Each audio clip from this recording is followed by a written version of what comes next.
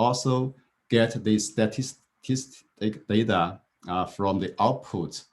So we have a project is going on that we ask a question, if we can build machine learning models directly from the raw sensor data from the walkway, such that the therapists or clinicians don't have to observe visualization or read these data analysis. It's quite trivial, right? It's not easy. So this is one thing.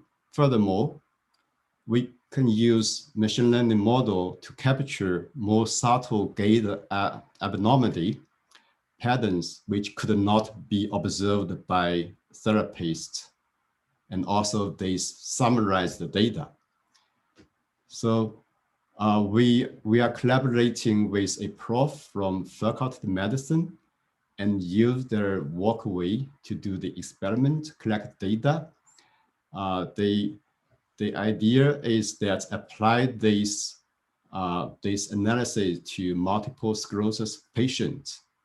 We have a huge pool of over 200 multiple sclerosis patients. So we have that patient pool and we have data and we do perform this study. So the idea is that we segment this pressure sensor into footprint, as you can see the up panel, then divide into different sections. Then you can derive new features which is different to these regular gait parameters.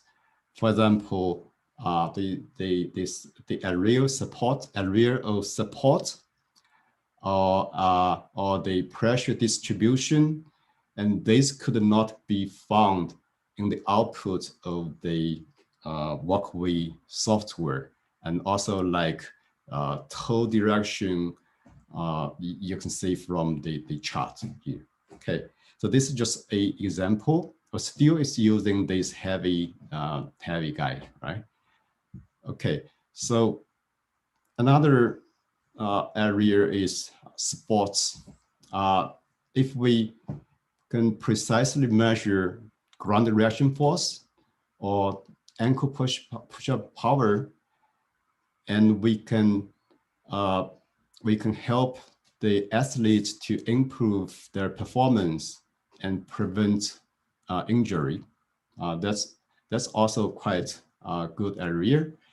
And also there's quite good application in terms of prosthesis control. You know that when amputees lost their hands, it's really hard for them to control the prosthesis hand, right?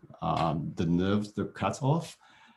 So the way usually we do is that use the machine learning model to predict the hand gestures or grip forces or wrist rotation from the residue muscle using these wearable sensors, for example, EMG or FMG, and also maybe inertial measurement unit, IMUs, essential.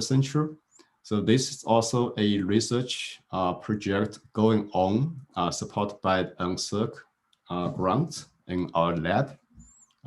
We'll talk this a little bit more later. Okay. Another interesting application area is human-machine interaction. Imagine that you interact with machine.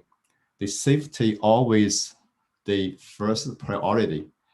If your intention gets detected, then the machine, the robotic hand could avoid to hit you.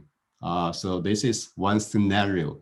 Of course, you get lots of imagination. We could get wearables to help, as long as we can do some estimation or the intention detection, essential.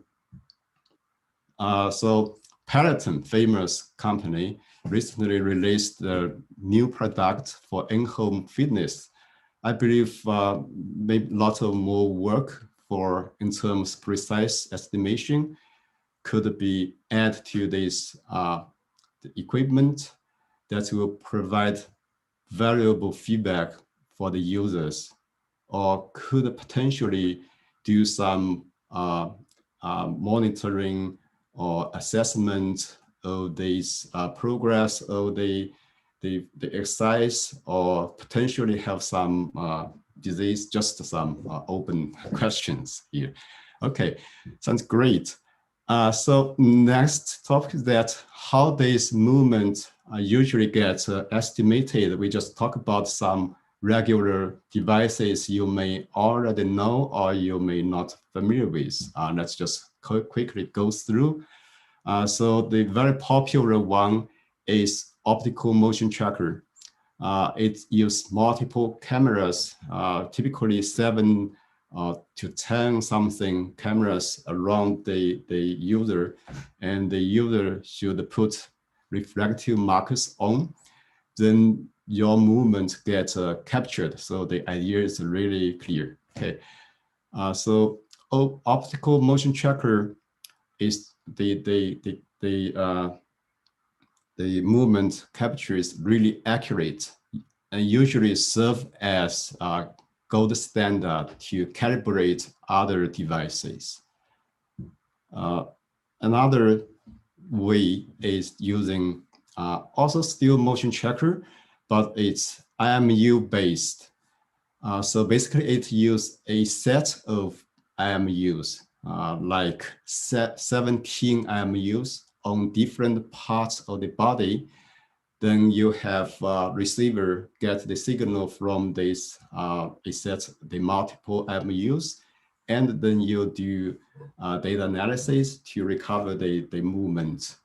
You can get basically very detailed tracking of human movement, segments, joints, etc.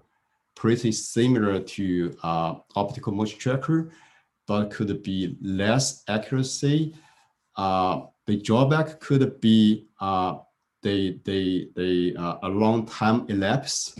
The signal could be drift. You need to do recalibration for this set. And the advantage that this IMU based can offer you outdoor measurement. It's not limited to lab setting anymore. And this is more portable. I believe lots of people know Microsoft Kinect or Intel RealSense using RGB-D sensors to detect human movement, right? So also Microsoft as Kinect body tracking could give you the movements of human body tracking. And more portable device called Leap Motion. I think some of you may use it, or some of you may when you play game. This device is really good for finger and hand tracking. If you take a quick look, and I will explain a little bit later after the video.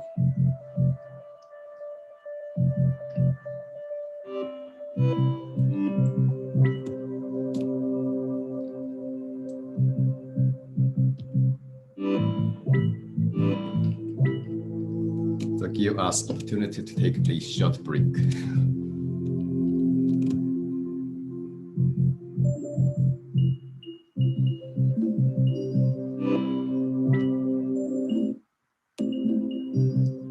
Okay, sounds good. I think almost there.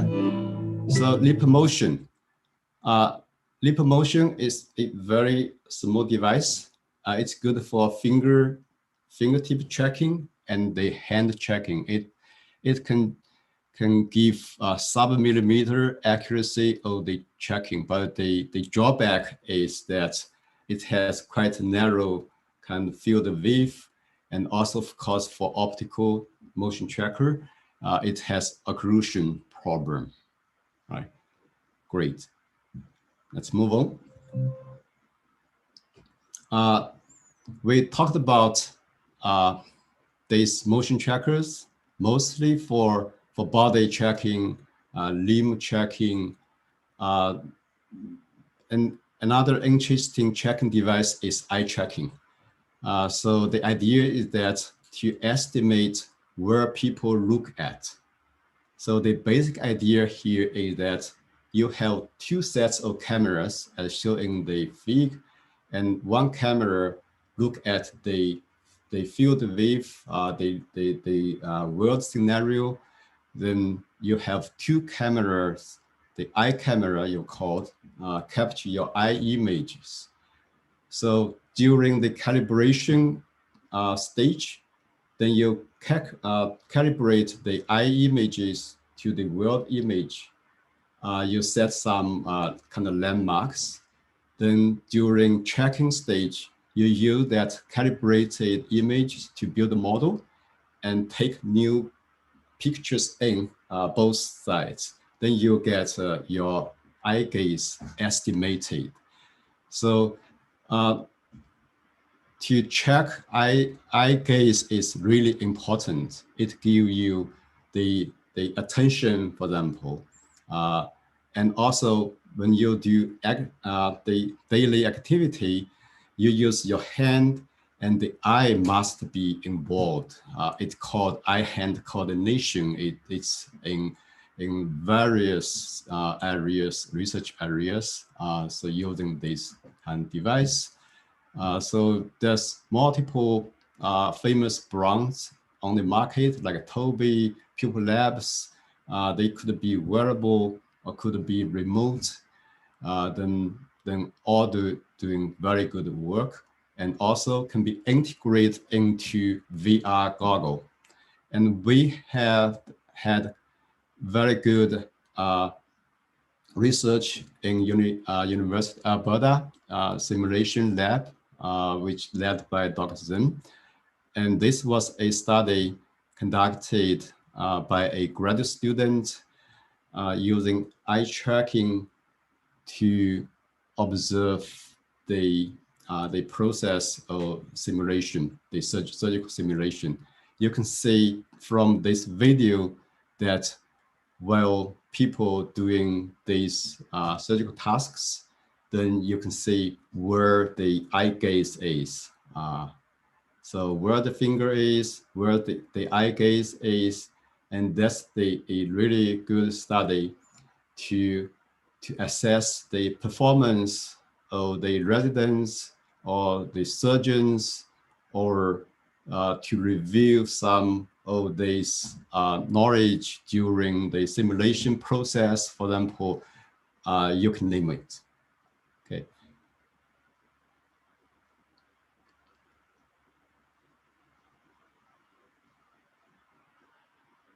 Sounds good. So we currently also using eye tracking technique to enhance prosthesis control. This is another project going on by a graduate student. So the idea is that we have muscle activity sensors like EMG, and we have kinematics sensors like IMU, and we integrate eye tracking so that will enable us to do better job for the intention detection. That is the expertise, what kind of gesture and where you want to go and how much force you want to apply. Essentially lots of things. Eye tracking can help, and wearable device for sure. So it has multiple lots of application scenarios. Okay, so great. So now I would like to, for the last example, that talk about a very popular and professional setting for accurate human movement measure or estimation is this setting, combining using optical motion tracker with force instrument treadmill. And using a specialized software, for example, Visual 3D, we can build biomechanical models to calculate human movement parameters. You can calculate each of the joints, like ankle, like knee, like hip, and you can calculate ground reaction force. You can calculate power, and essentially, lots of parameters can be very accurately calculated. And as we said, it usually serves as a ground truth. Of course, it can be used for measurement, for research, no problem. But we also use this for calibration or for training machine learning model when we do wearable devices work. Okay, so the idea, actually, this topic is that can we use wearable sensors for precise estimation to replace this heavy or complex setting, and also this will move this measurement beyond the lab setting, as we discussed at the beginning of this seminar, right? So this is the kind of basic idea here. So next, we'll discuss a little bit several projects or papers as example to take a look at the research in this area, how exactly the studies have been done in terms using wearable sensors for precise estimation of human movement. We'll talk about gait analysis for ankle push-up power, ground reaction force, and gait phase, partitioning, and also we'll talk about hand finger forces, and also hand gesture recognitions, how we've done this work, some of the details we can take a look. Okay, so first of all, ankle push-up power. You might not very much familiar with it, but it's a very important indicator of the ability to control the lower limb. Imagine that if you lost that ankle push-up power, you are not able to walk, not at all running for sure. So the push-up power, push-up ankle power is generated at the end of a stand phase. You can look at it here, the end of stand phase, and right before the foot break the ground, and this power will accelerate the leg into swing phases. So you have spring phase, swing phase. When the toe break up from the ground, that's where the push-up power applies. Then it will push your body to move forward. So it's really important parameter that make human work, right?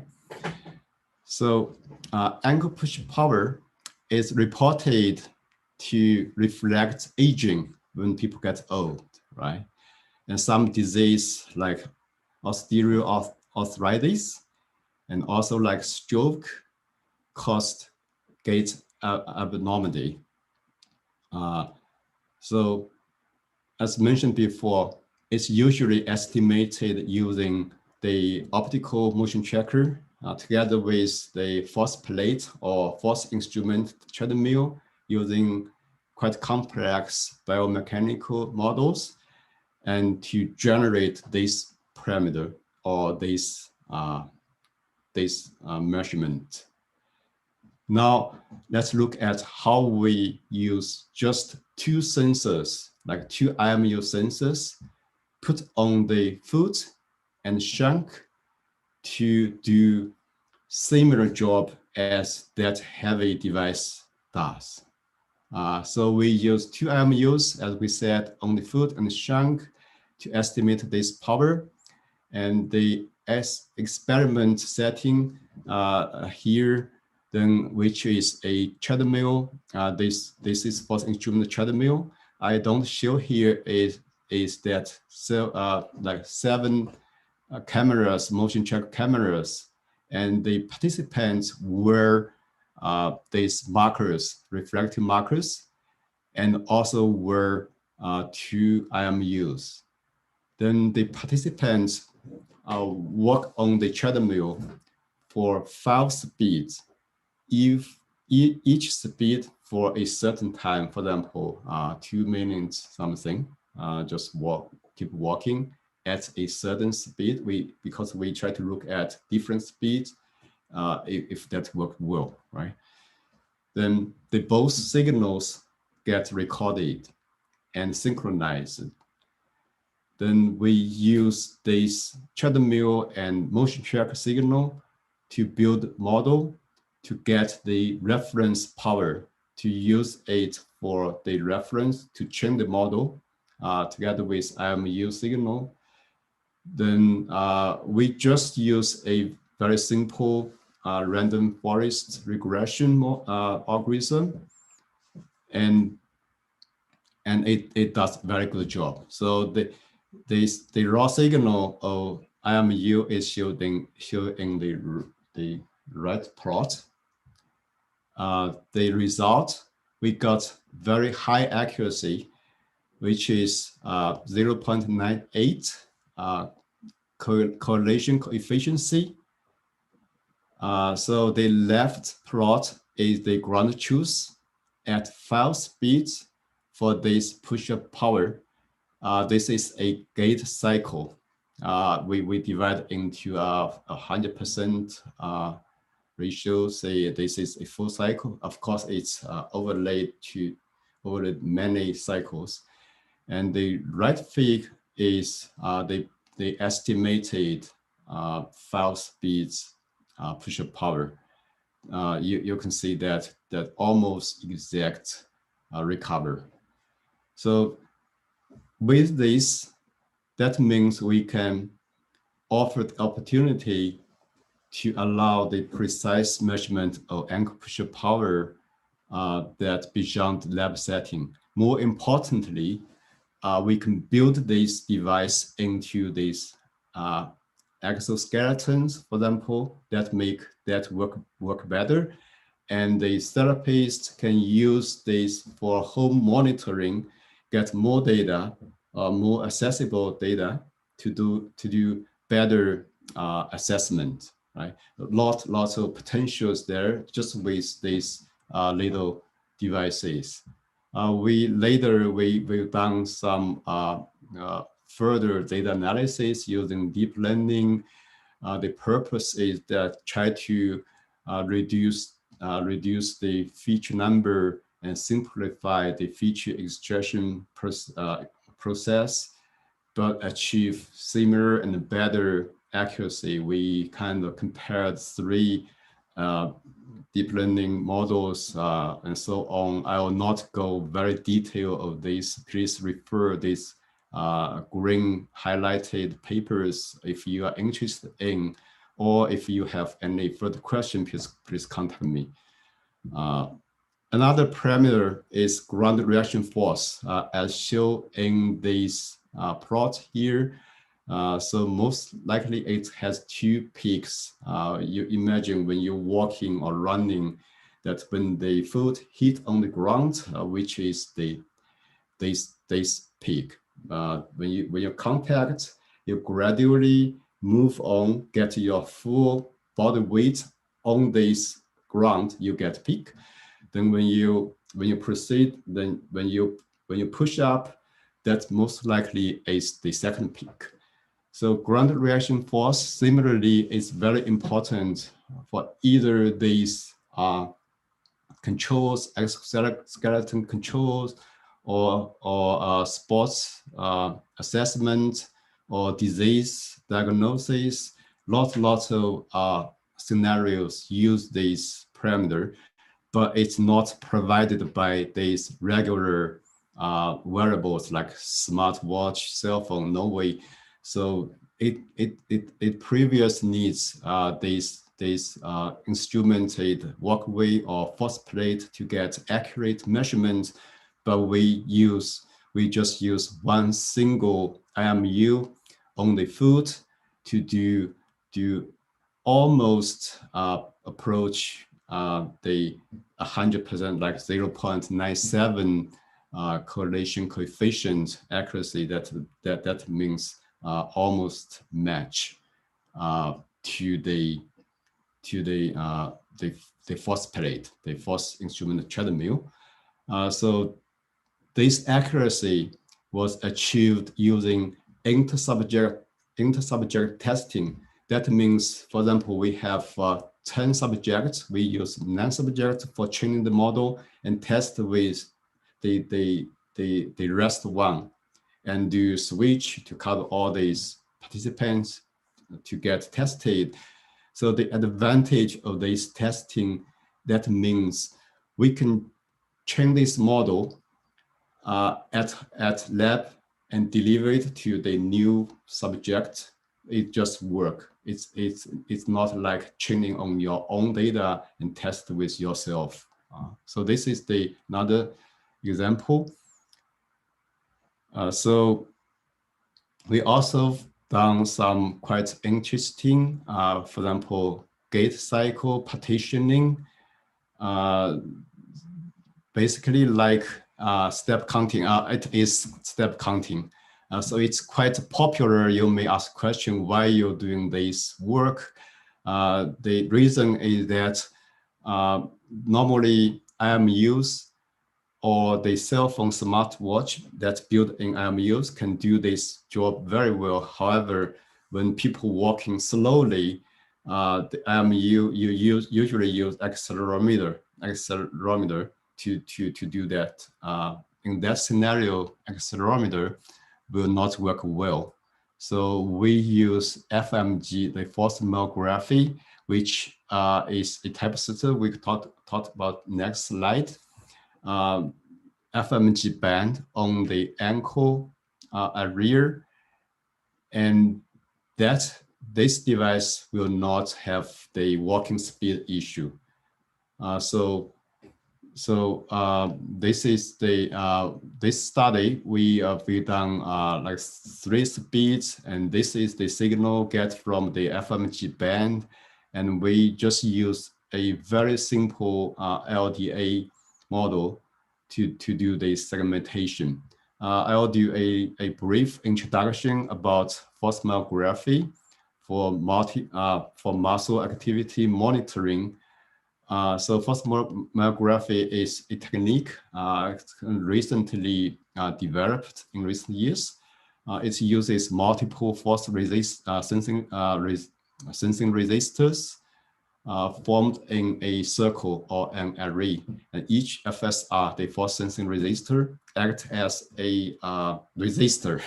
So when the pressure on the resistor increases, the resistor will decrease.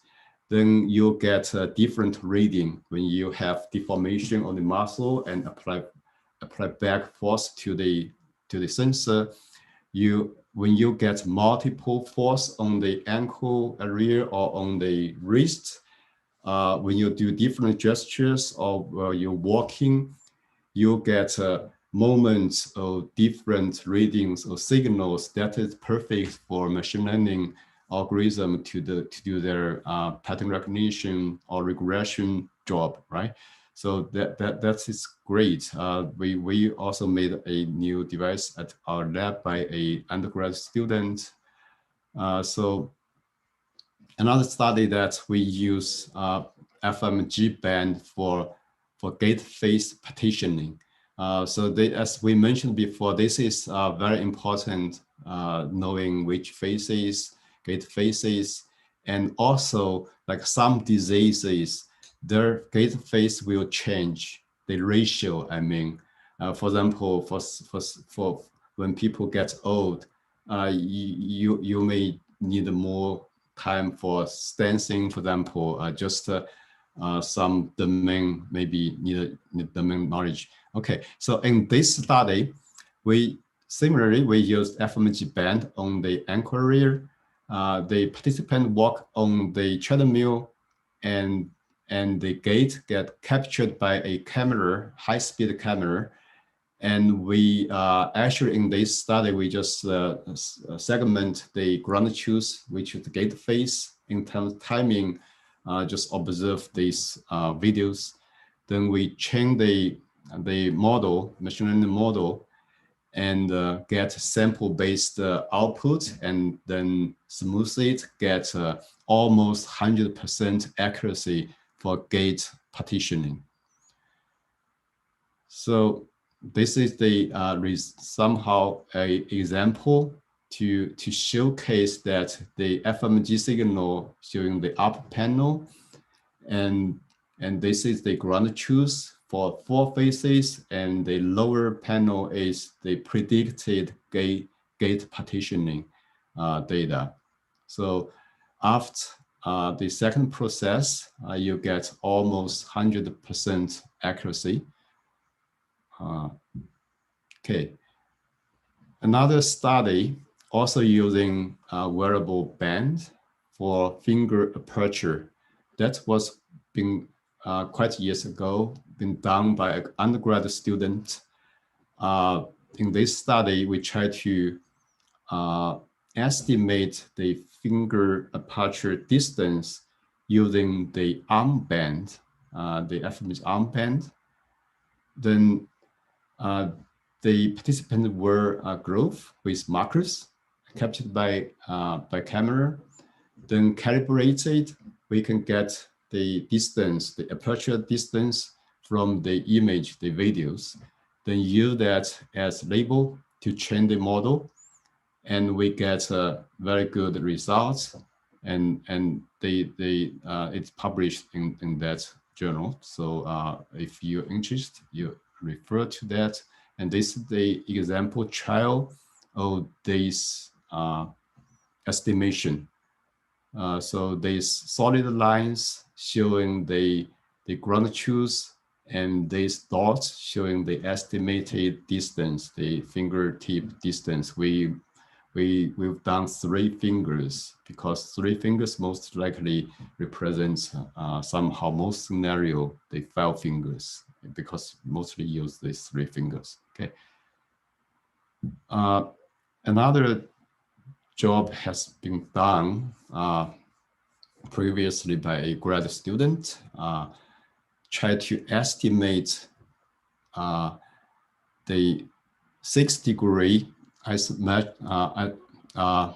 the force and torque, the force and torque estimation using FMG band. So this study, we used 4 bands on the arm and wrist. You can see from the feed. We tried use multiple regressions. Then that's the paper in that journal. So please refer to there. I will not cover very detailed on this seminar. So another topic we try to cover today is gesture recognition from muscle signals, specifically from EMG and also FMG.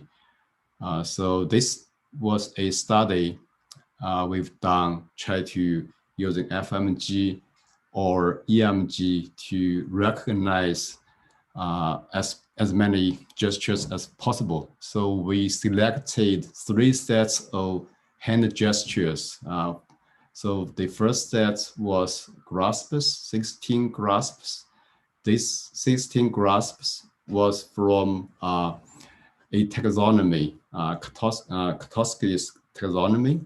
Basically, it represents over 95% of daily used grasp gestures. And these are for sign language and also for some rehabilitation purpose, finger and hand movements. So we similarly, we use a FMG, homemade FMG band, and also EMG sensors, try to also do a comparison between the two devices. So there's we have two settings: switch the position, and also the procedure was that do 5 repetitions for each trial, for each of the gestures, and each gesture lasts for 5 seconds. And data processing, we use temporal features for EMG, but just for using raw signal for FMG. We just test with very simple linear discrete analysis, and we've done cross-validation and cross-trial validation for this study. And here's the results. We get about 85% for the accuracy. This is the this study for the FMG band and EMG band for hand gesture recognition. We've done actually quite a few other studies for more studies. For example, explore how force affect these sensors on the wrist when you're doing grasp gesture, and also say more advanced signal processing, the signal processing pipeline, how they handle the muscle signals variation better to get a more robust accuracy. We have serious publication there. Please refer if you're interested in. So finally, let's look at some of these challenges in the research area, and also could be future research directions. So first of all, most important thing that novel materials and sensors, that's the first thing. We use novel sensors and materials could achieve better signal quality, more miniature and more wearable and more robust, and maybe lower power consumption. Essentially you can imagine. So machine learning and signal processing, yeah, so lots of research going on applied to this area. So for example, transfer learning, we try to handle the inter-subject problem. That is, when you use EMG or FMG signal, this kind of physiological signal, they have huge variance between subject to subject. So if you just try to train the model using a group of subject, test with a new people, that most likely will problem.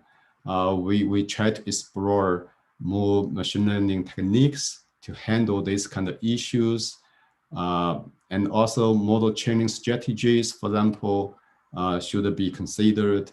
For example, you can use like a little data from the new patient or new subject, and to calibrate the model to do better job, essential. Or you have this model when the new participant or new user to get this model, you wear it, and while you use it, you get this model to adapt to the new subject, essential.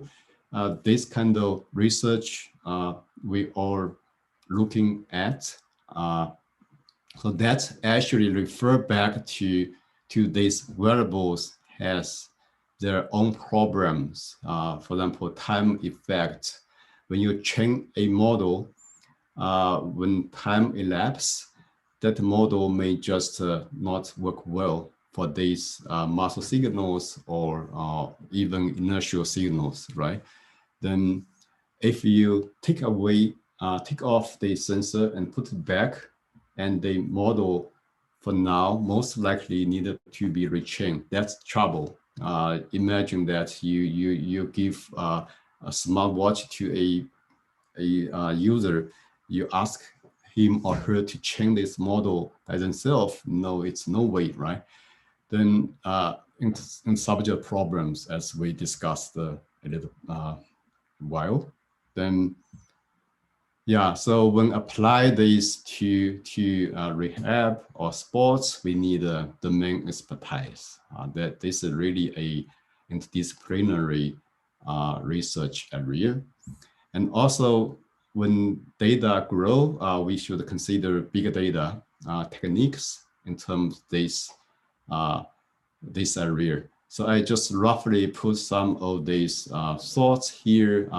Welcome to discuss with me or anything you think you can point out. Okay, so lastly, summary that we say precise measurement is important for various applications. For example, rehabilitation, sports, HCI, HRI sensor, and it's possible that use wearables to achieve similar performances as traditional equipment does.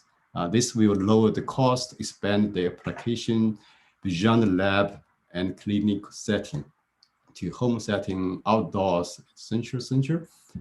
And emerging techniques, including novel sensors and machine learning algorithms, would advance the research in this area. Okay, I think that's all for this seminar. Thank you so much for attending.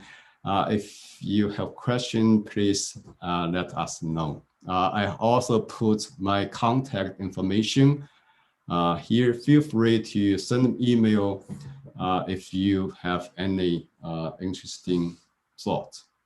Thank you. Yeah, thank you, Professor Professor Jiang. I have a few questions from the audience and from myself. Okay. The first question is when you're talking about precise measurement, like what kind of accuracy you are talking about? Yeah, like how you measure like precise. Yeah, yes. So like the force estimation, yeah. we look at correlation coefficient. So you can think about like 0.95, for example, you can just roughly like 95% matches, something like that way. For gestures, hand gesture recognition, its accuracy, just true positive and this sensitivity or yeah. So okay. Yeah, my background is on computer vision, and my understanding is like purely based on like RGB camera or RGB-D camera. The computer vision like can do relatively well on quite a few applications. So what's the advantage or disadvantage for both like wearable sensor and just using camera to do similar applications?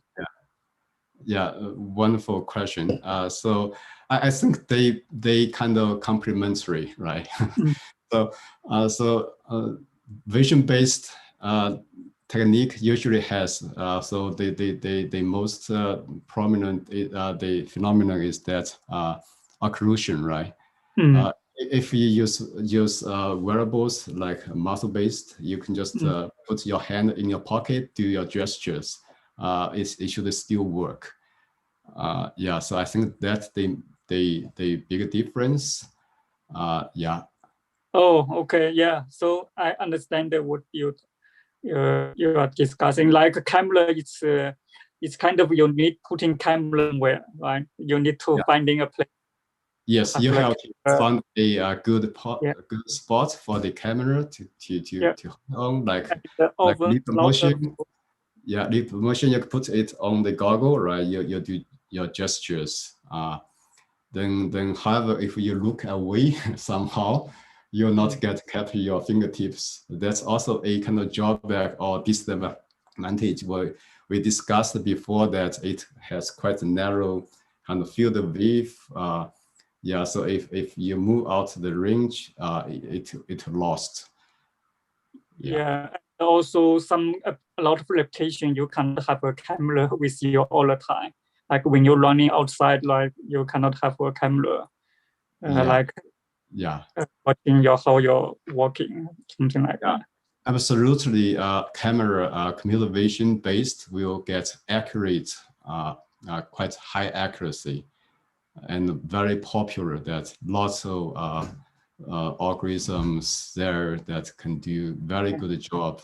Yeah, so like wearables or muscle-based these methods may be relatively smaller.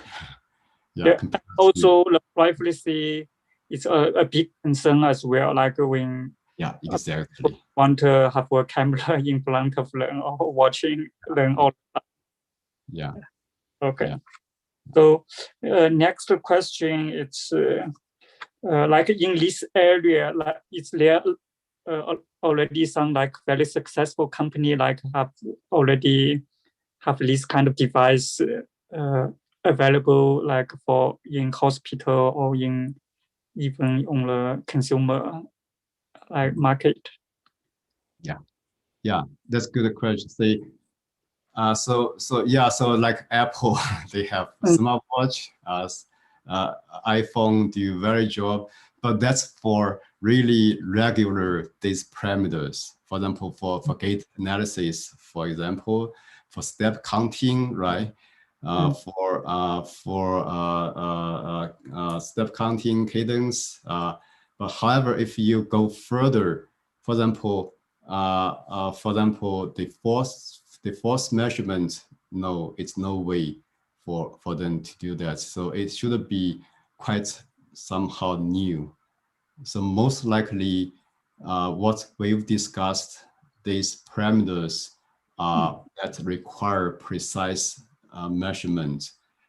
It could not be in daily life. We may not see very often that we already get used to this step counting or walking distance, this kind of parameter, and we may some of us may never heard that like ankle push-up power or this ground reaction force may be more easy to understand, right?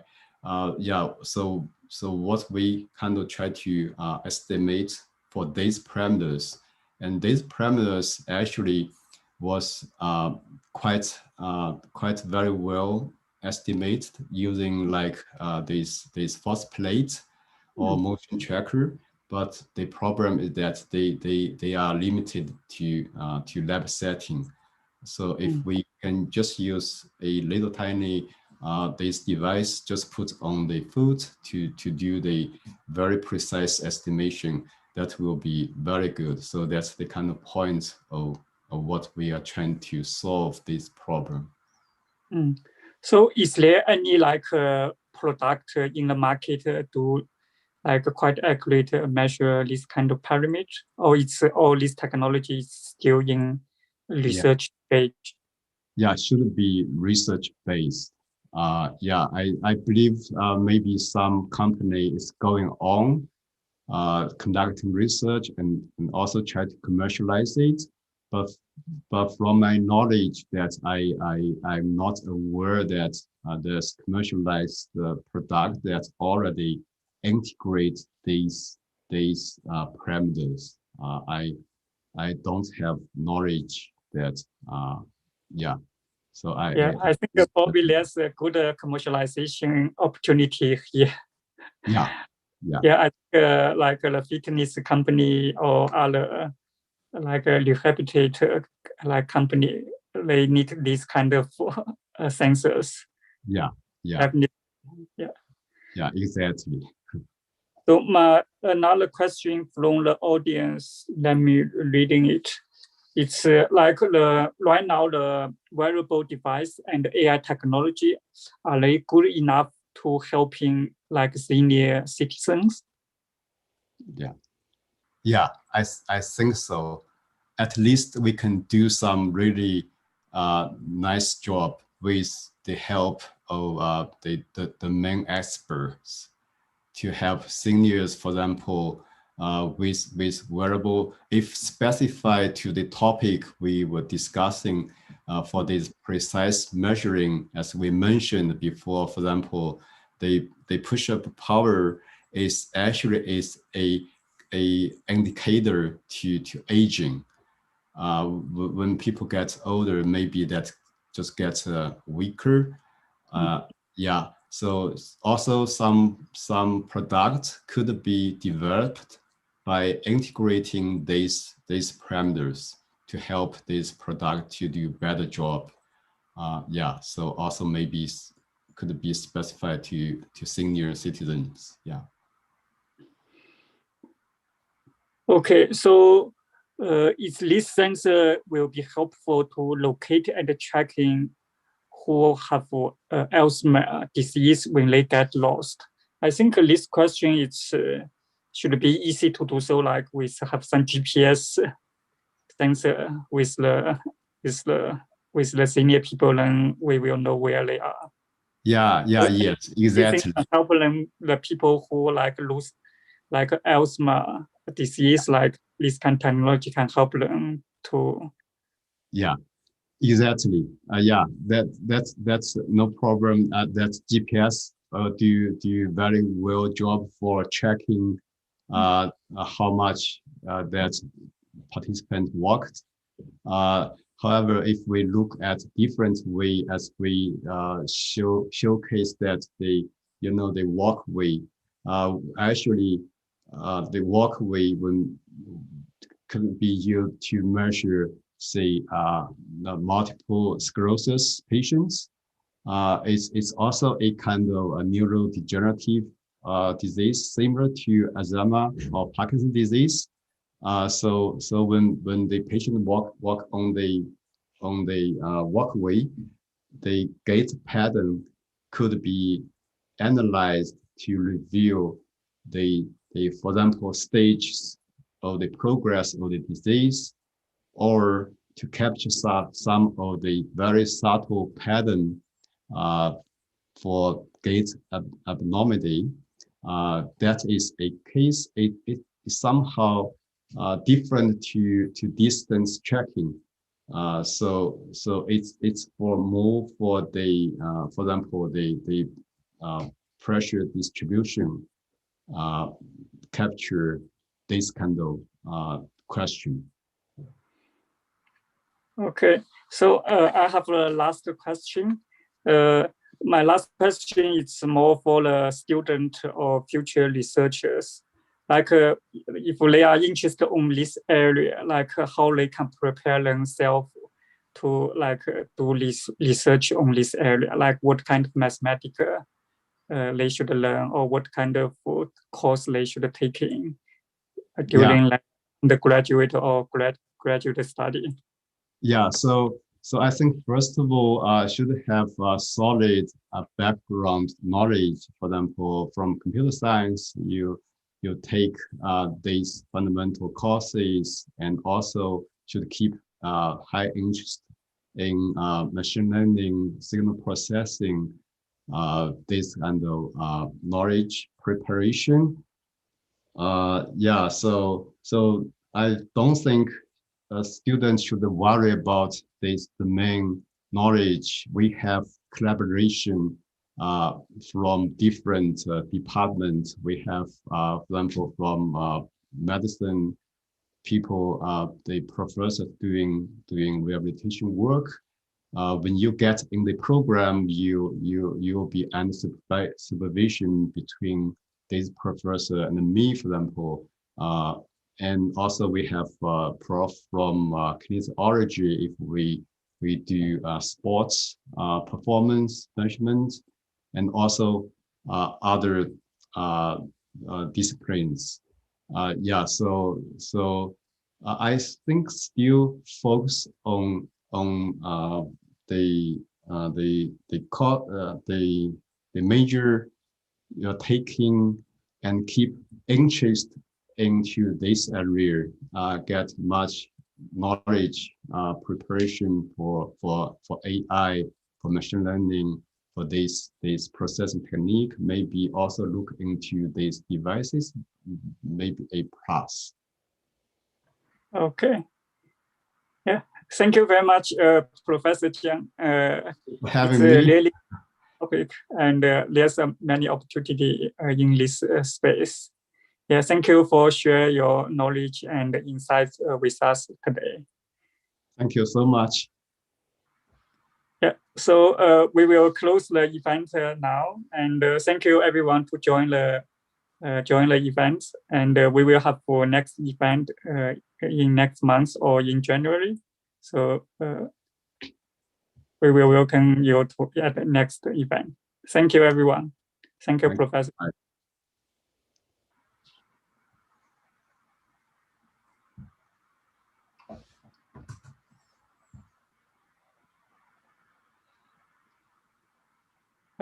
Đây,